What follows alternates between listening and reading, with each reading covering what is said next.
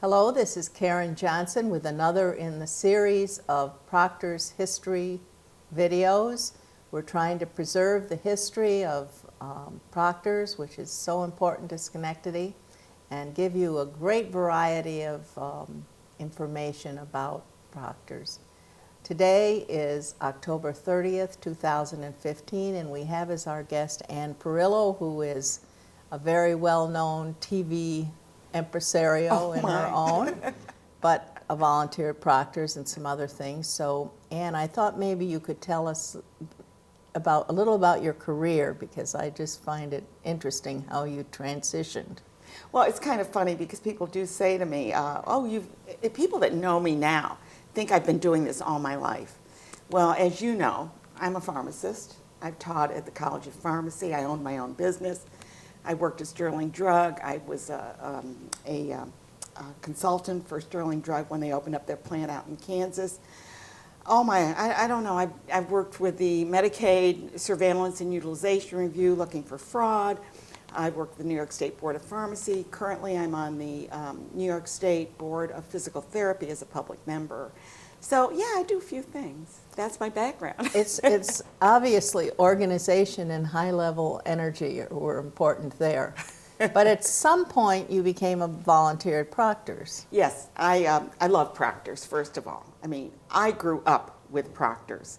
I think the first movie that I ever saw here was Casablanca. And I remember it so much because I was standing in the back and I saw that close-up of Ingrid Bergman and I was like, oh my gosh, she's so beautiful. And the other thing I remember is Harry Blackstone Sr. My mother brought me to see Harry Blackstone Sr. here. Was that before the 79 performance? Oh, wait, well, that's Junior. Okay. Senior was before that, in the 40s probably, that he was here. I don't know what date he was here. That'd be interesting to find out. But I was a little girl, and I was like, oh my gosh, this is just magical to be here. And yet, the theater at that time was not in the Renaissance that it is now. And I remember, always dates at Proctor's, sitting in the balcony and, holding hands. There must have been a lot going on up there, because I hear quite a bit about that. Holding hands. Yes. Date night was Proctor's. We sometimes would meet in the arcade and go in there. So Proctor's has been a very important part of my life. And so, of course, I want to volunteer here. I do volunteer. I do the ushering, which you know. I also am on the 440 board, which covers Jazz on J and the Kids Art Festival, which you well know. You're the icon in that.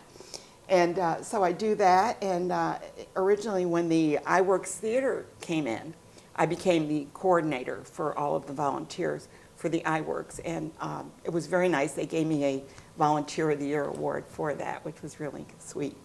And I also do I'm also on the Open Stage Media Advisory Board here at Proctor's. So Proctor's is integrated into my life. And aren't we lucky? I love Proctor's. Well, you just keep doing a great deal. So, on the other hand, you started this career as putting on a Schenectady show. Yeah, that's my second career. How did that idea come up? Well, it was many years ago when Schenectady Access Cable Council, which was located over at North Broadway, decided that they wanted to do a daily show of Schenectady Today with different hosts. And at that time, I had just retired from my job. And I said, I could do Wednesdays. That would be fun. And I'll do it maybe for a year or two. What the heck. Well, I'm in my 18th year, so it just kept. And how many shows? 906 now we're doing. So what are we going to do when you do your 1,000th? I don't know. We should have a party. We really should, and I'll volunteer to work on it. Yay! I hope I'm still around then. But anyway, and I've interviewed so many nice people, and if it wasn't from Schenectady Access Cable, it was kind of incorporated into Open Stage Media here at Proctor's, and they were gracious enough to let us use the basement and do the show down in the basement, which is really... Which we call the Education Center Yes, today. the Hearst Education Center, right? or the underground. We have two names Right. for that. Right? This is always good. Yeah, it's good. And it's right below the Apostrophe Cafe, which has just recently been renovated. So, so we do our show down there, and we come in on Tuesday mornings. The room is blank. There's nothing in it. So we come in and we set up all the chairs. We bring out all the equipment. We do all the wiring for all the sound and the cameras. We set up reception tables so people come in. And I have volunteers that have been with us since the beginning, which was Nina Rindinella and Greg Millette. They've been with us from the beginning. And currently our team is made up of Mary Lou Samaha and also Malcolm Kogut and Barbara Baxter and occasionally Ed Cady. So we have people that come in and help. Without volunteers, we could not do this show. Right. And we have 6 segments, and I love our guests. I am so blessed to meet the most wonderful people in our community.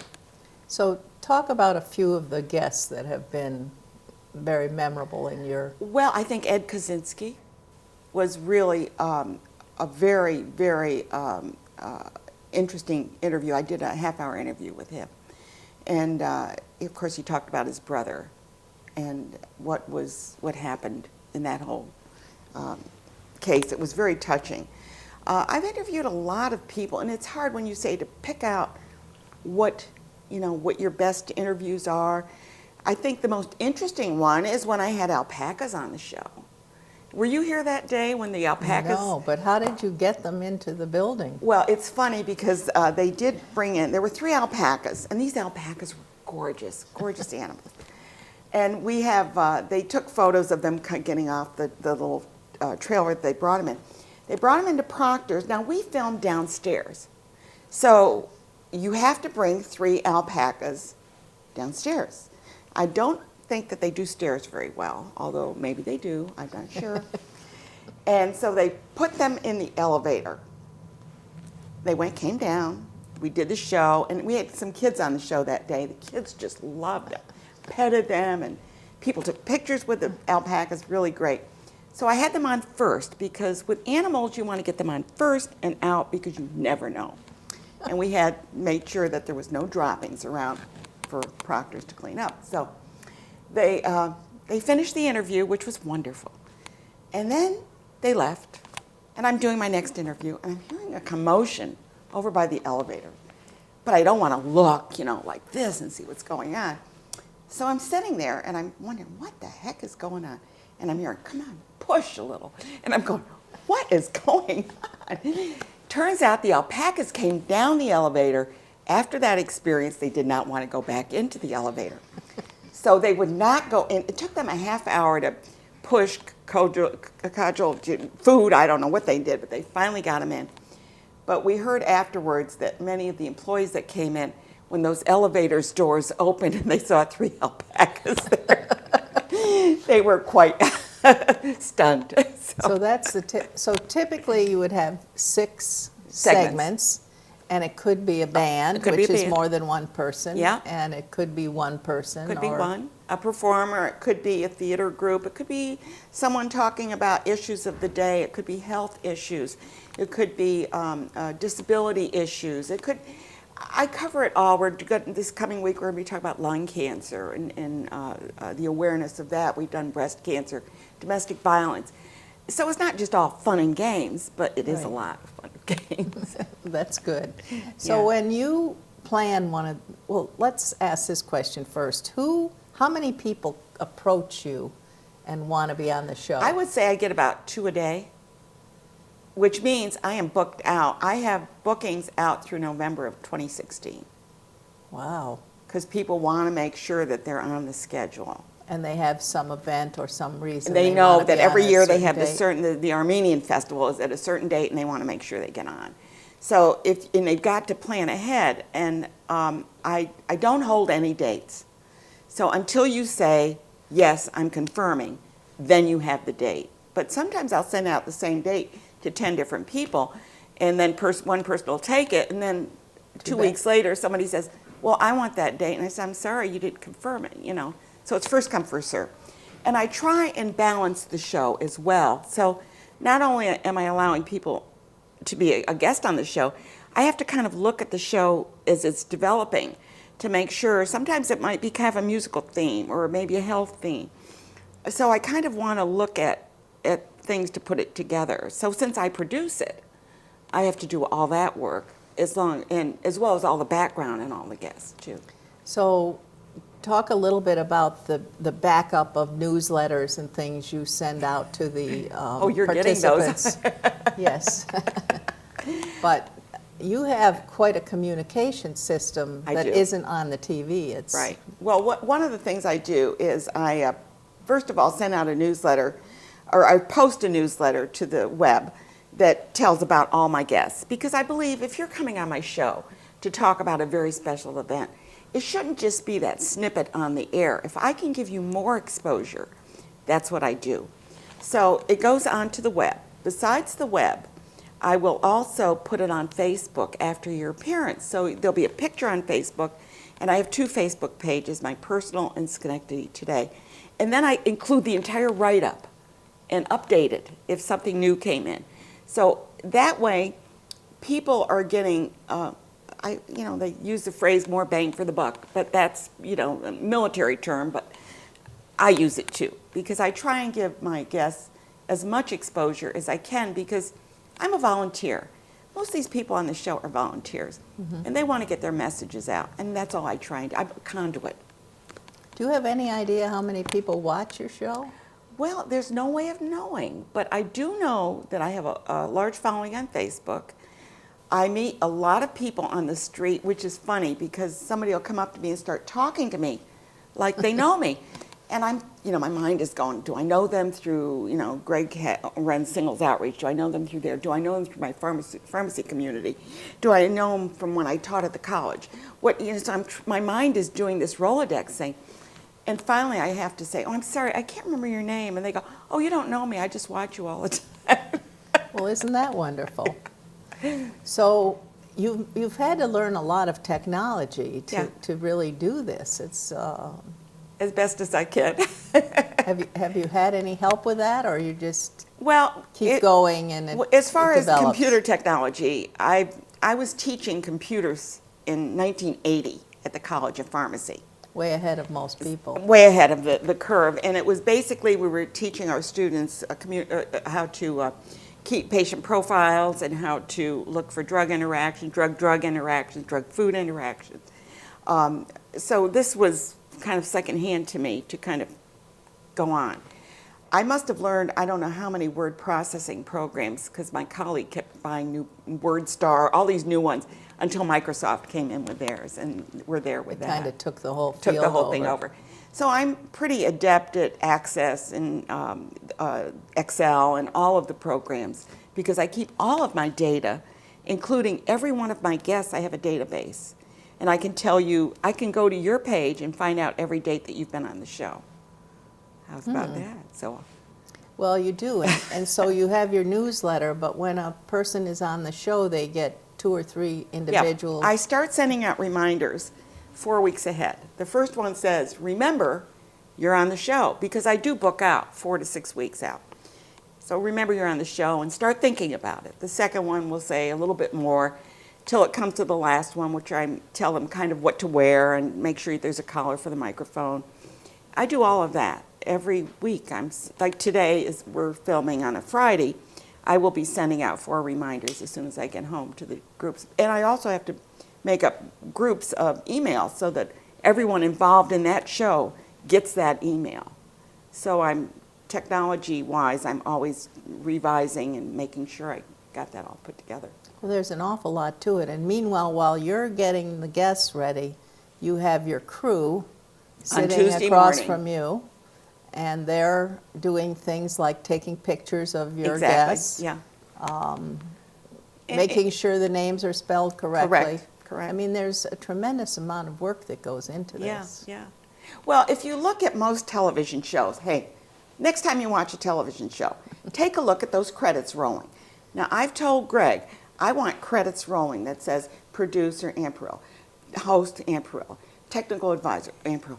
I just want clothing, makeup, hair. Spelling, Greg Millette, and guess. So we laugh about that, but every time we watch a show, even like Charlie Rose, which has one guest, and we see the credits rolling, we go, oh my God.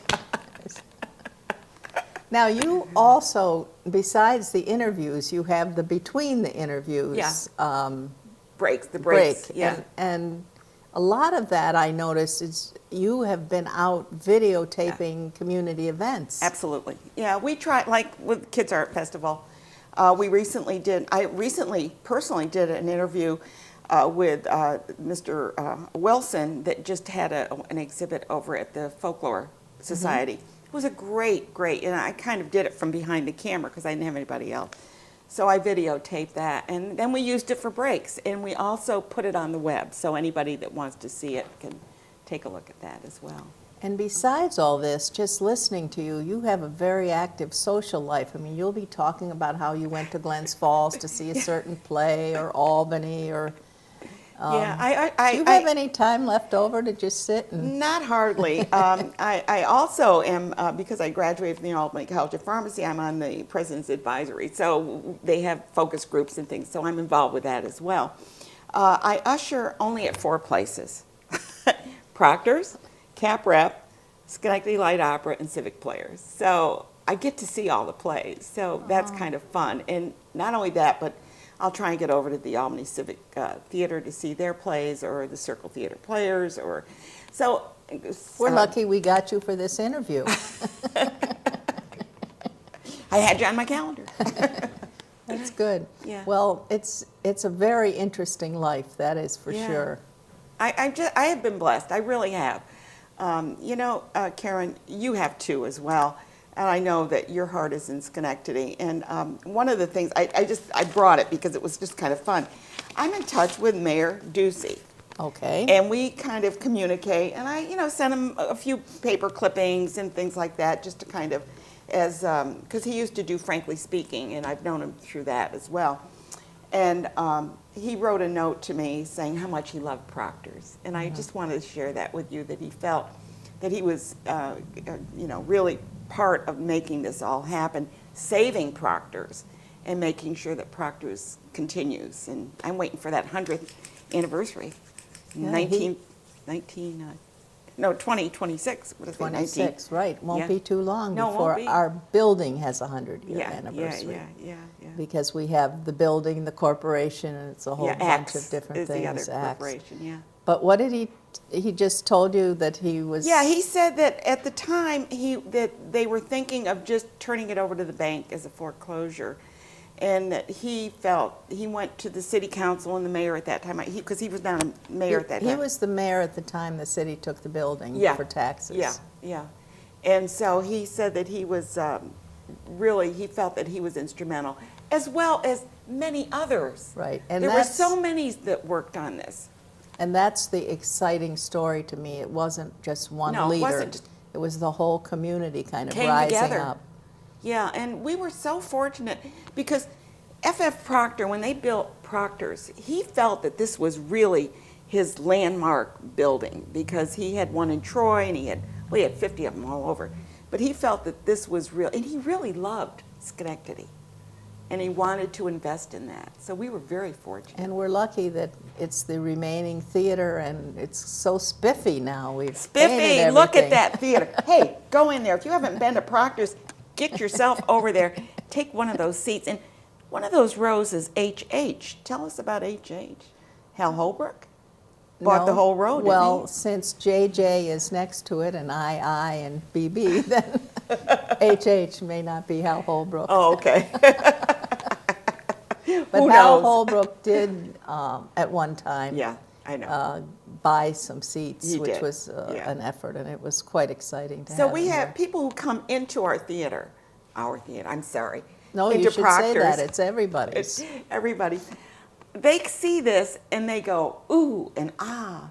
And when I usher up here, I'm usually ushering up here somewhere, and people will come from downstairs and come up just to see the theater from upstairs.